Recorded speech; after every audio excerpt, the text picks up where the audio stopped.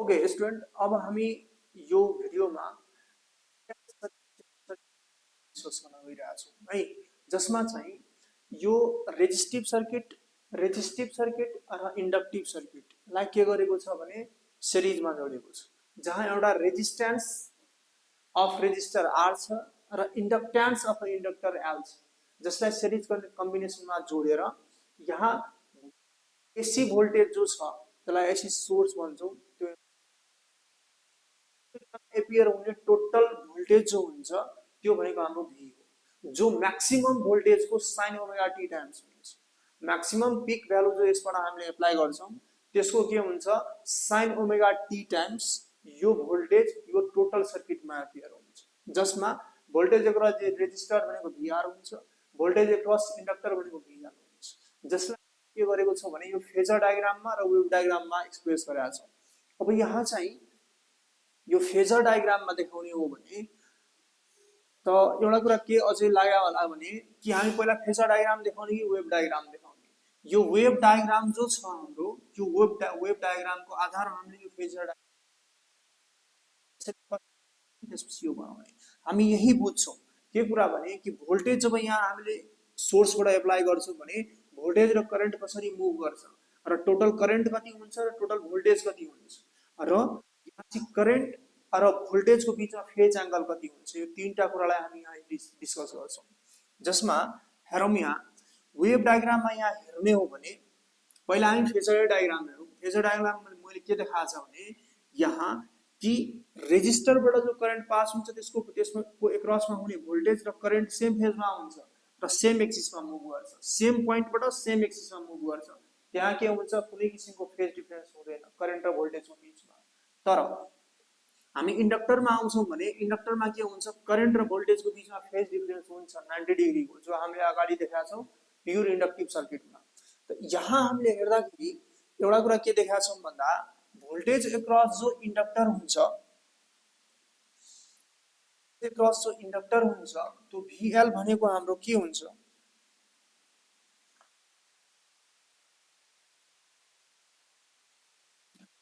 Across inductor जो हामीले पढाएको छौँ अगाडि त्यसमा चाहिँ यो म्याक्सिमम भोल्टेज अगाडिको च्याप्टरमा हामीले भनेको थियौँ E equal to E naught sine omega t हामीले एप्लाई गर्यौँ भने करेन्ट जो हुन्छ त्यो करेन्ट भनेको I naught sine omega t minus 90 degree हुन्छ। यो कुरा हामीले अगाडि डिस्कस गरेका छौँ, जसमा के देखिरहेको छौँ भने फेज डिफरेन्स जो छ त्यो phase angle yo sign omega T जो हुन्छ हाम्रो पिक भ्यालु अफ ईएमएफ को, जसमा करेन्टसँग के हुन्छ sine omega t minus 90 degree हुन्छ। यानी कि पोजिसन हेर्ने हो भने भोल्टेज हो के छ बढी छ 90 डिग्रीले को भन्दा करेन्ट भन्दा, त्यसैले भोल्टेज के हुन्छ अघि लिड गर्छ। त्यही भएर यहाँ हामीले ब्ल्याक यो साइनले जो देखाएको छौँ त्यो भनेको हाम्रो भोल्टेज हो र करेन्टलाई देखाउने हो भने करेन्ट के हुन्छ पछि पछि हिँड्छ 90 डिग्रीमा। अगर एक्स एक्सिसमा हाम्रो के हुन्छ भोल्टेज मुभ गर्यो भने वाइ एक्सिसमा के हुन्छ यहाँबाट 0 बाट अगाडितिर प्रोसिड गर्छ भोल्टेज भने यो के हुन्छ माइनसबाट 0 तिर मुभ गर्छ। त्यही भएर यो के हुन्छ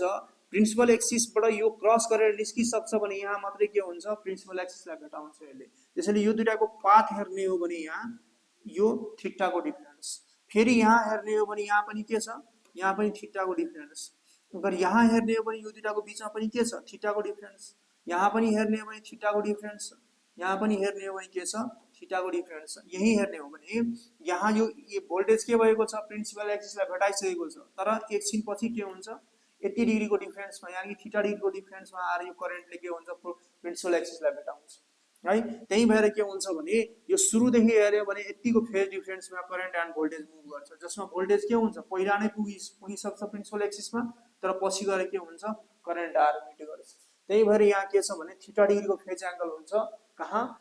voltage across inductor and current across the inductor, यानी कि करेन्ट र भोल्टेजको बिचमा थीटा डिग्रीको फेज डिफरेन्स हुन्छ है। यहाँ यो जति बेला के गर्छौँ आर र एल सर्किटलाई जोड्छौँ, तर जति बेला इन्डक्टिभ सर्किट मात्रै हुन्छ त्यति बेला के हुन्छ भने 90 डिग्रीको फेज डिफरेन्स हुन्छ।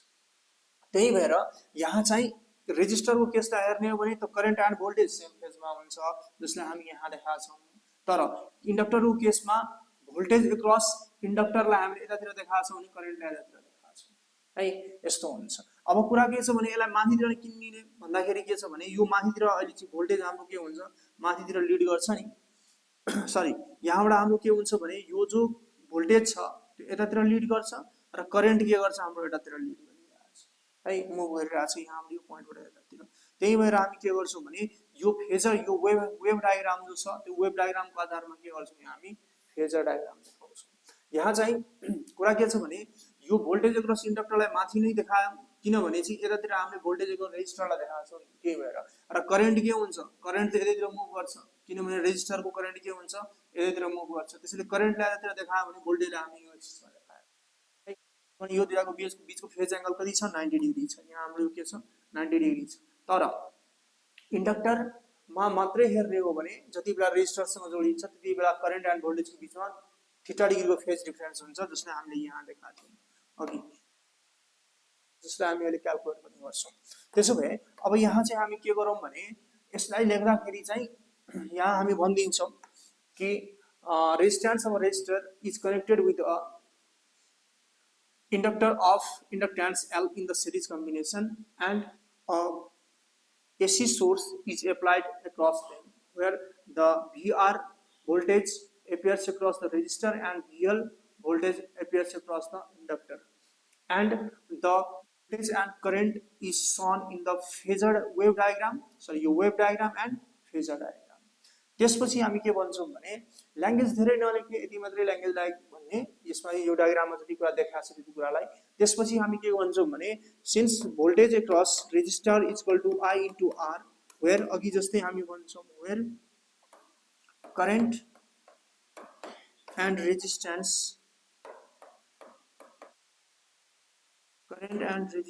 Lies in same phase lies in same phase है त्यसपछि यो VL इज इक्वल टु हामी के भन्छौं I इन्टु XL यो XL भनेको के हो इन्डक्टिभ रिएक्टेन्स हो जसलाई हामीले क्याल्कुलेट गरेका छौं जसको रेजिस्टेन्स त्यसको युनिट के हुन्छ रेजिस्टेन्सको बराबर हुन्छ यानी कि ओहमै हुन्छ त्यसैले इक्विभ्यालेन्ट यो के हुन्छ रेजिस्टेन्स हुन्छ यो भनेको रेजिस्टेन्स अफर्ड बाइ इन्डक्टर हुन्छ है जसलाई के भन्छौं हामी इन्डक्टिभ रिएक्टेन्स भन्छौं वेयर जसमा हामीलाई के थाहा छ where voltage ले के गर्छ लीड गर्छ where voltage leads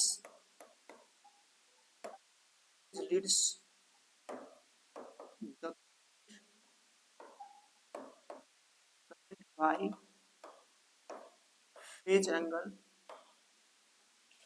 by phase angle 90 degree यसरी हामी भन्छौं त्यसपछि एउटा कुरा यो जस्तो भोल्टेज लिड्स जोको कुरा छ जो छ नि जसमा हामीले के भन्छौं भने यो सिभिल भन्ने वर्डलाई चाहिँ हामी अगाडि पनि डिस्कस गरेका थियौं यतिलाई हामी के गर्दैनौं यो तीनटालाई एकपल्ट कुराकानी गर्ने यो एक्रस द क्यापेसिटर करेन्ट के हुन्छ पहिला एपियर हुन्छ भोल्टेज भन्दा तर यतिलाई हेर्ने हो भने यो VIL हेर्ने हो भने इन्डक्टरको एक्रसबाट पहिला भोल्टेज आउँछ त्यसपछि करेन्ट आउँछ यानी कि भोल्टेजले के गर्छ लिड गर्छ करेन्टलाई त्यही भएर हामीले यो वर्डबाट याद राख्ने हामी यो डेरिभेसनमा यो कुरालाई चाहिँ डिस्कस गरेका छौं तर चाहिँ सर्टकटमा चाहिँ याद राख्नु पर्यो भने यसरी याद गर्ने सिभिल क्यापेसिटरबाट करेन्ट पहिला आउँछ त्यसपछि भोल्टेज आउँछ र इन्डक्टरमा के हुन्छ पहिला भोल्टेज आउँछ त्यसपछि करेन्ट आउँछ त्यसलाई हामी यसरी देखाउँछौं त्यसैले यहाँ हामीले के लेख्यौं where voltage leads the current by phase angle 90 degree यो भोल्टेजले के गर्छ इन्डक्टर एन्ड करेन्ट क्यापेसिटर यो यसरी याद राख्नु अब त्यसपछि हामीलाई यो कुरा चाहिँ याद रहन्छ भने हामी अब निकाल्न जान्छौं के इम्पिडेन्स निकाल्छौं जसलाई हामी यो फेजर डायग्रामबाट निकाल्छौं फेजर डायग्राममा हामी के भन्छौं भने यहाँ कि यहाँ चाहिँ यसलाई O A B C फेरि रिलेट गरौँ यहाँ चाहिँ हामीलाई resultant voltage OB is equal to यो resultant voltage OB is equal to root under हाम्रो OA स्क्वायर AB को स्क्वायर हुन्छ त OB लाई हामी के भन्छौं भने यो OB लाई रिजल्टेन्ट भोल्टेज भनेका छौं त्यसो भए OA इज इक्वल टु हाम्रो के छ VR को स्क्वायर प्लस VL को स्क्वायर है अक्रॉस इन्डक्टर OB भनेको हाम्रो V हो V भनेको रिजल्टेन्ट भोल्टेज अब यसलाई हामी I इन्टु R को square plus I into XL को स्क्वायर गर्छौं त I हाम्रो के हुन्छ कमन आउँछ यसलाई बाहिर निकाल्यौं भने पहिला हामी एकपल्ट कमन लिहालौं R स्क्वायर प्लस एक्सएल को स्क्वायर सरी यो एक्सएल को स्क्वायर हुन्छ आई बाहिर निस्कियो भने के हुन्छ भी बाई आई हुन्छ root under R square plus XL को स्क्वायर हुन्छ यो भी बाई आई भनेको जो छ त्यो भए हाम्रो के हुन्छ इम्पिडेन्स अफ सर्किट हुन्छ जसले हामी के भन्छौं जेड भन्छौं जेड भनेको इक्विभ्यालेन्ट रेजिस्टेन्स हो त्यसो भए यो एक्सएल को स्क्वायर यसरी हामी के गर्छौं इम्पिडेन्सलाई निकाल्न सक्छौं इम्पिडेन्समा एक्सएल भनेको चाहिँ हामीलाई के थाहा छ एल ओमेगा हुन्छ यसलाई हामी एक लाइन अझै अगाडि गरेर लेख्न सक्छौं यसरी यो भनेको के हो इम्पिडेन्स अफ आरएल सर्किट है अब हामी चाहिँ यो निकालिसक्यौं भने करेन्ट पनि हामी क्याल्कुलेट गरिहाल्छौं यो करेन्ट भनेको के हुन्छ total voltage by total resistance total voltage भनेको हाम्रो भी छ भने टोटल रेजिस्टेन्स भनेको आई आर को प्लस एक्सएल को स्क्वायर यसरी हामी के गर्छौं भने आरएल सर्किटबाट टोटल करेन्टलाई क्याल्कुलेट गर्न सक्छौं त्यसपछि फेज एंगलको कुराकानी आउँछ फेज एंगल भनेको के हो फेज एंगल भनेको चाहिँ रिजल्टेन्ट भोल्टेजले यो कुनै भोल्टेज एउटा भोल्टेजसँग बनाएको एंगल हो जस्तो मानौ हामी यसलाई के गर्छौं भने यो आर सँग बनाएको एंगल थीटा हो भने यहाँ चाहिँ हामी के गर्छौं यो tan थीटा इक्वल टु हामी tan थीटा इक्वल टु यहाँ हामी के गर्छौं भने यो आई हो हाम्रो यो रिजल्टेन्ट भोल्टेज हो त्यसो भए tan theta equal to p by b यानी AB बाइ OA गर्छौं भने tan theta equal to I into XL हुन्छ I इन्टु R हुन्छ दुईटै सेम करेन्ट हुन्छ त्यही भएर क्यान्सल हुन्छ theta equal to tan inverse XL by R हुन्छ XL भनेको हामीलाई के थाहा छ XL भनेको L ओमेगा हुन्छ L omega by R step अझै ब्रेक गर्छौं भने tan theta inverse equal to theta equal to tan inverse L omega भनेको 2 पाइ f हुन्छ यसरी हामी के गर्छौं भने फेज एंगल पनि क्याल्कुलेट गर्न सक्छौं है त हामीलाई यो आरएल सर्किटमा चाहिने कुरा भनेको यति हो एउटा चाहिँ हामीले इम्पिडेन्स निकाल्न जान्नुपर्छ टोटल करेन्ट निकाल्न जान्नुपर्छ र फेज एंगल निकाल्न जान्नुपर्छ यो तीनवटा कुरा निकालिसक्यो भने यति भनेको हामीलाई के हुन्छ भने एक्जाममा सोध्छ कि इम्पिडेन्स कसरी क्याल्कुलेट गर्ने करेन्ट कसरी क्याल्कुलेट गर्ने फेज एंगल कसरी क्याल्कुलेट गर्ने त यसमा चाहिँ हामीलाई यति कुरा याद हुनुपर्छ जसमा चाहिँ voltage across resistance voltage across inductor र टोटल इम्पिडेन्स अफ यो RL circuit and total current and total phase angle यति कुरा याद भयो भने हामीले यो सर्किटमा जान्नुपर्ने कुरा यतिकै हो है त्यसैले यति कुरा अब अर्को कुरा चाहिँ के छ भने एलसीआर सर्किट जसको लागि चाहिँ हामी नेक्स्ट भिडियोमा यसलाई डिस्कस गर्छौं है थ्यांक यू